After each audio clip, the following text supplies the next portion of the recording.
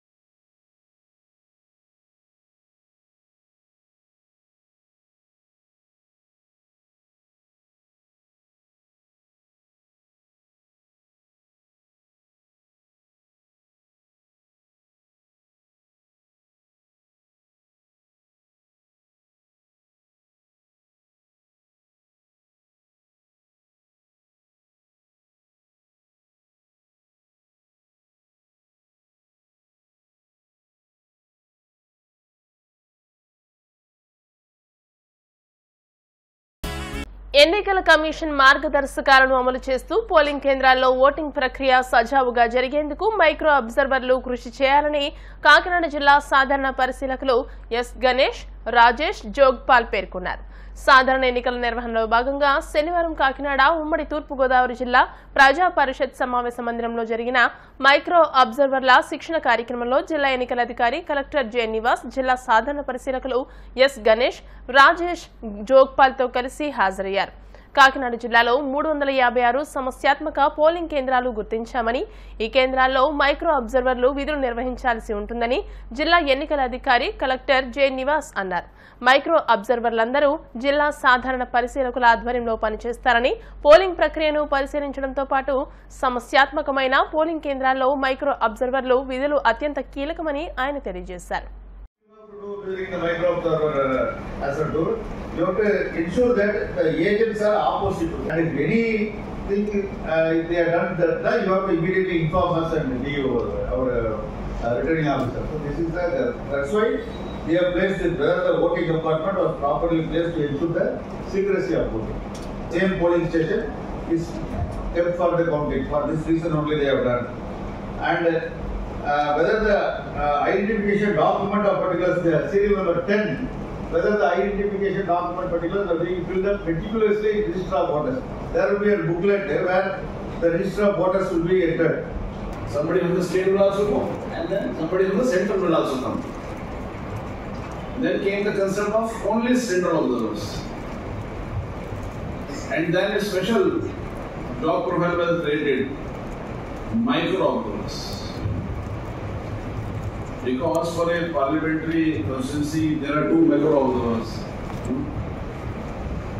but for polling booths where actual election takes place, where polling happens, If the remarks column is not mentioned in 10% in the remarks column of the register of voters is black, then in polling stations wherein 10% or more remarks column of register of voters are black, and it doesn't indicate any use of epic or alternate document, those will be taken for scrutiny by the observer. So when it should not arise that they are not mentioning the remarks column. Remarks and in the column they will be mentioning a document. If it is only Epic card, then EP if they mention it is fine. But if they are bringing the Aadhaar card, AD, last 4 digits has to be mentioned. So this is the duty of second polling officer. Second polling officer will also be able to count by having the 17-year last number of votes he will be having. Party నాయకులకు కార్యకర్తలకు తగిన ప్రాధాన్యతనిస్తామని Janasena party Kakinada rural అభ్యర్థి పంతం నానాజీ హామీ ఇచ్చారు. కాకినాడ విద్యుత్ నగర్ చల్లా కళ్యాణ మండపంలో కాకినాడ జిల్లా ప్రధాన కార్యదర్శి పెంకే శ్రీనివాసబాబా ఆధ్వర్యంలో తెలుగుదేశం పార్టీ నాయకులు కార్యకర్తలు కలిసి ఆత్మీయ సమావేశాన్ని నిర్వహించారు. ఈ కార్యక్రమంలో ముఖ్య అతిథిగా మాజీ మంత్రి చిక్కాల రామచంద్రరావు, టీడీపీ, జనసేన, బీజేపీ ఉమ్మడి అభ్యర్థి Pantham Nanaji, Kakinada rural coordinator Katakam Shetty Prabhakar, Kakinada rural election coordinator N Venkateswararao పాల్గొన్నారు. చిక్కాల రామచంద్రరావు మాట్లాడుతూ తెలుగుదేశం పార్టీ కష్టకాలంలో ఉన్నప్పుడు పెంకే శ్రీనివాస్ బాబా పార్టీకి ఎన్నలేని కృషి చేశారని అన్నారు. పంతం నానాజీని అత్యధిక మెజార్టీతో గెలిపించాలని నాయకులను, కార్యకర్తలను కోరారు. అలాగే పెంకే శ్రీనివాస్ బాబా మాట్లాడుతూ కాకినాడ రూరల్ ఎమ్మెల్యే అభ్యర్థి పంతం నానాజీని, ఎంపీ అభ్యర్థి తంగెళ్ల ఉదయ్ శ్రీనివాస్ ని అత్యధిక మెజార్టీతో గెలిపించాలని తెలుగుదేశం పార్టీ నాయకులకు, కార్యకర్తలకు సూచించారు. ఆ జిల్లా కాసేపు ఏది కాదు నా మొహం చూసి ఎవరు ఓటేది. ఇవాళ తెలుగుదేశం, జనసేన, బీజేపీ 3 పొత్తున్నాయి కాబట్టి ఆ జెండాలు చూసి వాళ్ళు ఓటేస్తారు. అది నేను తెలుసుకోలేని రోజు ఆ ఆటగాళ్ళు వచ్చి తప్పని ఎమ్మెల్యే అయిపోయింది నాకు ఏం తెలవు. ఏమంటే దాని గురించి అభివృద్ధి చేసి ఎమ్మెల్యే అయిపోయింది అనుకుంటాను. నేను 40,000 చేశాను, తిరిగి ఇచ్చాను కాబట్టి నాకు ఎమ్మెల్యే అవ్వడం ఎంత కష్టమో నాకు తెలుసు. మీ అందరూ స్టేజ్ నుంచి వచ్చేది కాబట్టి మీ స్టేజ్ అంటే ఎంత కష్టమో కూడా నాకు తెలుసు. నిన్న ఎక్కడో వచ్చిందట, జనసేన ఒకలాగా చూస్తారు, తెలుగుదేశం ఒకలాగా చూస్తారు. మన ప్రయాణం ఈ 15 రోజుల ప్రయాణం కాదు, మన ప్రయాణం సుదీర్ఘమైన ప్రయాణం, 5 సంవత్సరాల ప్రయాణం మనం చేస్తా ఉన్నాం. అన్ని బదులు అయిపోయి ఈ లోపల నా వేరే పక్కన వేరే జరుగుతుందంటే మన ప్రయాణం 15 రోజుల ప్రయాణం కాదు, మన ప్రయాణం 5 సంవత్సరాలు ప్రయాణం. అది బట్టి బాగా గుర్తుపెట్టుకున్నాం. 5 సంవత్సరాల పాటు మనం అందరం కలిసి ప్రయాణం చేస్తాం. ఆ భగవంతుడు తెలిసి మన బాగా కూడా మంచి పెద్దలు తెలిసి మనం కూడా బాగా చూసుకుంటే ఇంకొక 5 చేస్తాం. ఇద్దరం ఒక మంచి మిత్రుల్లాగే వెళ్తున్నాం. అందరూ తెలియదు ఏంటంటే నేను ఏదో నానాజీ గారిని పాడు చేసేస్తాను అన్న ఒక పుకారు రన్ అయింది. ఆయన తెలుసు బాగా నేను అలాంటి వ్యక్తిని కాదని. మీరేమైనా నమ్మారు ఎప్పుడైనా? ఇన్ఛార్జ్ కూడా ఇవ్వలేకపోయారు, ఇన్ఛార్జ్ ఇన్ ద సెన్స్ కమిటీలో. అయినా సరే నేను ఎక్కడ ఏమీ బాధపడలేదు. ఇన్ఛార్జ్ అంటే ఒక సీనియర్గా సత్యబాబు గారు చేశారు, ఓసీని ఒకళ్ళు వేయాలి కాబట్టి వారికి నచ్చిన ఆయన్ని తీసుకున్నారు. కానీ నేను యాక్చువల్గా ఇంట్లో కూర్చున్నాను. ఈ గొడవకే కారణమైంది. ఇదే మాట మన జోన్ ఇన్ఛార్జ్ రవి గారు అని ఉండేవారు, మందపల్లి రవి గారు. ఆయన ఇదంతా అయిపోయి గొడవ అయిపోయాక ఆయనతో మాట్లాడినప్పుడు ఆయన నాకు చెప్పారు ఫోన్లో, ఇది కాన్ఫరెన్స్ లో నేను కూడా ఉన్నానండి, కానీ అది జరిగిన విధానం అది కాదు. కాన్ఫరెన్స్ లో చంద్రబాబు నాయుడు గారు మాట్లాడినప్పుడు పిల్లి సత్యబాబు గారిని వేస్తూ కోఆర్డినేటర్ గా ఇంకొక ఎవరినో ఒకరిని కోఆర్డినేటర్ గా వేయండి అని చెప్తూ జరిగింది. అది అచ్చెన్నాయుడు గారు ఒక 4 వేసే ఉద్దేశం, కానీ ఆయన 2 ఇమ్మన్నారు. ఆ 2 ఇమ్మన్నప్పుడు ఆ కాన్ఫరెన్స్ లో మొత్తం మీద మరి బాబా తిరుగుతున్నాడు కదండి అక్కడ అని అడుగుతూ కూడా జరిగిందంట.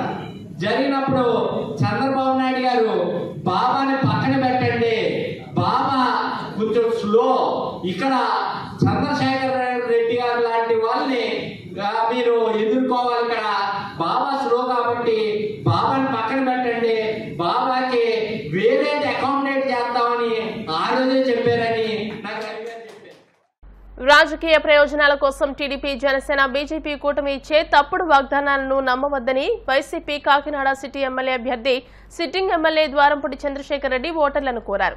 ఎన్నికల ప్రచారంలో భాగంగా ఆయన కార్పొరేషన్లోని 37వ డివిజన్ పాత బస్టాండ్ కచేరీపేట ప్రాంతాల్లో ఇంటింటి ప్రచారం నిర్వహించారు. గడిచిన 5 ఏళ్లలో సాధించిన ప్రగతిని వివరిస్తూ రానున్న ఎన్నికల్లో ఎంపీ అభ్యర్థి చలమనశెట్టి సునీల్ ఎమ్మెల్యే అభ్యర్థిగా పోటీ చేస్తున్న అభ్యర్థులను గెలిపించాలని కోరారు. ఈ సందర్భంగా ఆయన మాట్లాడుతూ 2014లో ఇచ్చిన ఏ ఒక్క హామీని అమలు చేయకుండా చివరకు మేనిఫెస్టోను సైతం వెబ్సైట్ నుండి తొలగించిన ఘన చరిత్ర టీడీపీదేనని అన్నారు. 2019లో అధికారంలోకి వచ్చిన వైసీపీ ఇచ్చిన ప్రతి హామీని అమలు చేసి ప్రజల విశ్వాసాన్ని చూరగొందన్నారు. తప్పుడు వాగ్దానాలను చేసే పార్టీలను పక్కన పెట్టి ఇచ్చిన వాగ్దానాలను అమలు చేసిన వైసీపీకి పట్టం కట్టాలని కోరారు. ఈ కార్యక్రమంలో నాయకులు సుధాకర్, వరప్రసాద్, డేవిడ్, చిన్నారెడ్డి, మాజీ కార్పొరేటర్ లంకే హేమలత గోపి తదితరులు పాల్గొన్నారు.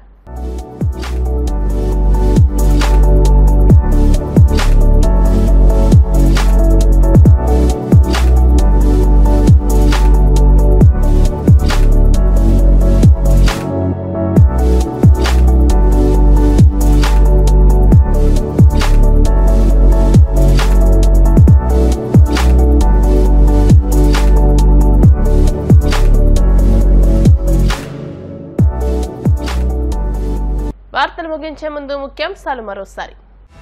నెల్లూరు జిల్లా ఆత్మకూరులో ఉత్సాహంగా చంద్రబాబు ప్రజాగళం బహిరంగ సభ. వైసీపీ మేనిఫెస్టోతో పోలిస్తే మా మేనిఫెస్టో సూపర్ హిట్ అయిందని స్పష్టం. రాష్ట్ర వ్యాప్తంగా 30,000 మంది మహిళలు అదృశ్యమయ్యారన్న పవన్. ఇప్పటి సీఎం జగన్ ఎందుకు స్పందించలేదని సూటి ప్రశ్న.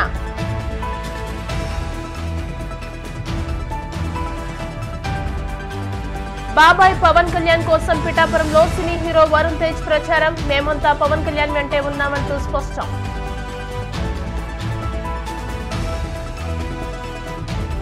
కూటమి తప్పుడు వాగ్దానాలను నమ్మవద్దన్న కాకినాడ సిటీ రూరల్ ఎమ్మెల్యే అభ్యర్థులు. హామీలను అమలు చేసిన వైసీపీని ఆదరించాలని పిలుపు. ఈ వార్తలు ఇంతటితో సమాప్తం. మరిన్ని వార్తా విశేషాలతో నెక్స్ట్ బులెటిన్లో మళ్ళీ కలుసుకుందాం. అంతవరకు సెలవు, నమస్కారం. చూస్తూనే ఉండండి BCN న్యూస్.